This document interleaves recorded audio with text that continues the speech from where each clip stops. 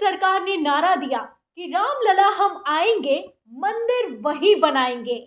Supreme court ने फैसला दिया और राम मंदिर बन रहा है।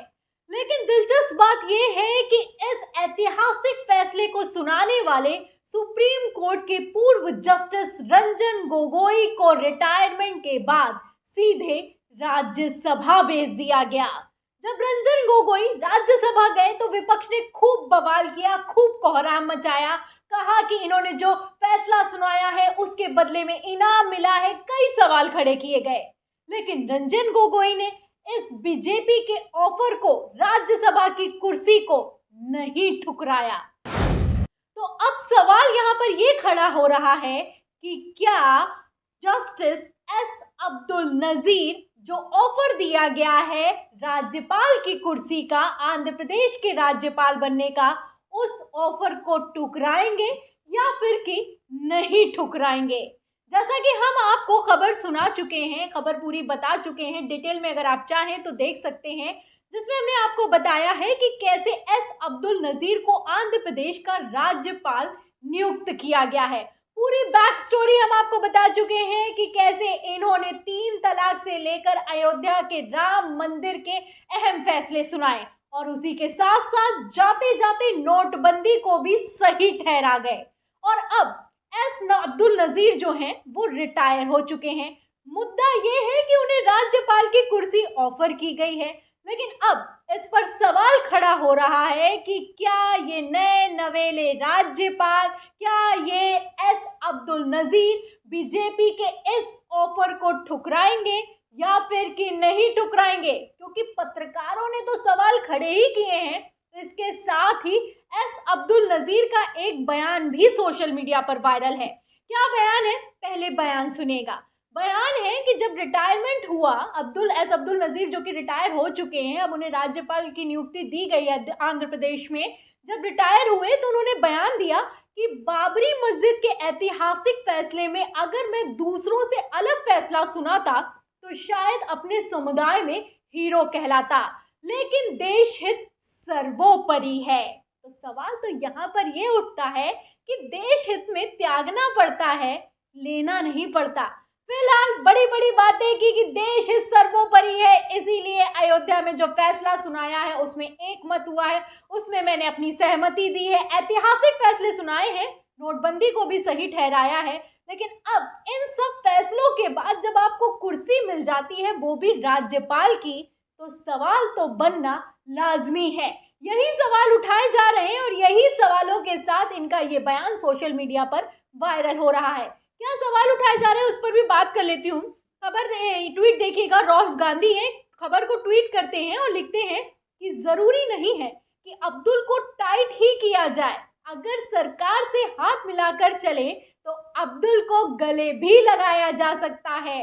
तो अब्दुल एस नजीर हैं, गले लगाया है या फिर कि नहीं लगाया है, या फिर कि गले लगेंगे या नहीं लगेंगे, इस पर सवाल खड़े हो रहे हैं। क्योंकि अब्दुल की चूड़ी टाइट करनी, आपको पता है कैसे अंधभक्तों की टोली इस तरह का नारा देती, इस तरह की बातें सोशल मीडिया पर करती है।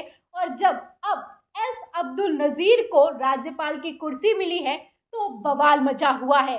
फिलहाल आपको बता दें, जावेद पटेल नाम के यूजर हैं, वो भी जो अब्दुल नजीर की तस्वीर है, तस्वीर में आपको दिखाई दे रहे होंगे, उसको ट्वीट करते हुए लिखते हैं कि ईमान के बदले इनाम, बाबरी मस्जिद की जमीन पर मंदिर बनाने का फैसला देने वाले, ट्रिपल तलाक विरोधी कानून और नोटबंदी जैसे सनकी फैसलों को सही करार देने वाले जस्टिस अब्दुल एस नजीर को इनाम मिल ही गया।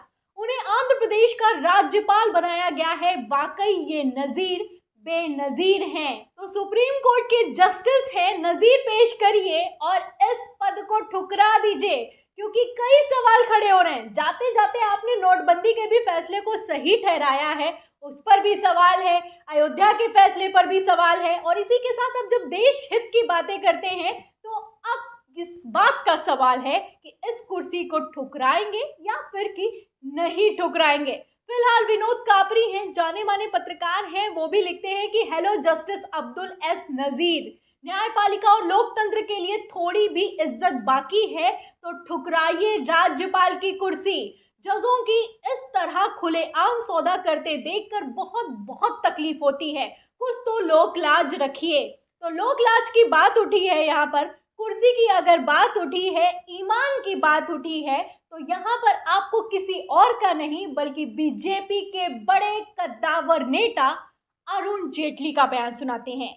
अरुण जेटली किस तरीके से हमलावर हुआ करते थे, किस तरीके की बयानबाजी किया करते थे, उनका ये छोटा सा बयान ध्यान से सुनिए। Pre retirement judgements are influenced by the desire of a post retirement job. तो यहाँ पर अरुण जेटली का कहना है कि pre retirement judgements are influenced by the post retirement job, यानी कि जो रिटायरमेंट से ठीक पहले फैसले लिए जाते हैं वो रिटायरमेंट के बाद नौकरी पाने की आशा में लिए जाते हैं, उससे इन्फ्लुएंस होकर लिए जाते हैं। तो यहाँ पर सवाल इसी बात का उठता है कि क्या जो अब्दुल एस नज़ीर ने जाते जाते नोटबंदी के फैसले को ठीक ठहराया है, सही बताया है, ये क्या राज्यपाल की कुर्सी के लिए किया गया है? क्या ये वही फैसला है जो कि रिटायरमेंट के बाद नौकरी लेने के लिए किया गया है?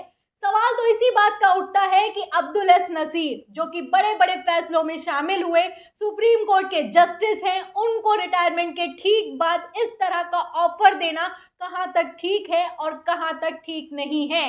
बड़ी बड़ी बातें करते थे अब्दुल एस नज़ीर, कहते हैं देश हित सर्वोपरि है, देश हित के लिए मैंने अयोध्या का फैसला लिया, 3 तलाक का फैसला लिया और नोटबंदी जैसा फैसला लिया। तो अब देश हित के लिए क्या आपने राज्यपाल की कुर्सी स्वीकार की है? ये जब राज्यपाल की कुर्सी आपने स्वीकार की है तो इतने सवाल खड़े हो रहे हैं, तो आखिर क्यों अब आप राज्यपाल की कुर्सी ठुकरा नहीं देते हैं? क्या आप बीजेपी के इस ऑफर को ठुकराएंगे या फिर कि नहीं ठुकराएंगे? पत्रकारों की टोली समेत हर कोई यही सवाल कर रहा है। इस सवाल का क्या जवाब होगा? आपको क्या लगता है कि अब्दुल एस नज़ीर राज्यपाल की कुर्सी छोड़ेंगे या फिर कि नहीं छोड़ेंगे? इस सवाल के जवाब में आपकी जो भी राय है हमें कमेंट बॉक्स में ज़रूर लिखें। और जो कुछ भी चल रहा है देश में, जैसे लोकतंत्र के नाम पर आप जानते हैं कितनी दुहाई दी जाती है और असल में क्या कुछ हो रहा है, उस पर आपकी क्या राय है वो भी हमें कमेंट बॉक्स में बताएं। वीडियो को ज़्यादा से ज़्यादा शेयर करें, सब्सक्राइबर बटन दबाएं, बेल आइकन दबाएं ताकि हर खबर की नोटिफिकेशन आप तक पहुंचती रहे। मैं प्रियंका, आप देख रहे थे ऑनलाइन न्यूज़ इंडिया। फिर मिलते हैं अगली खबर के साथ, तब तक के लिए धन्यवाद। इस खबर को अभी लाइक करें, शेयर करें, अभी चैनल को सब्सक्राइब करें और घंटी जरूर दबाएं।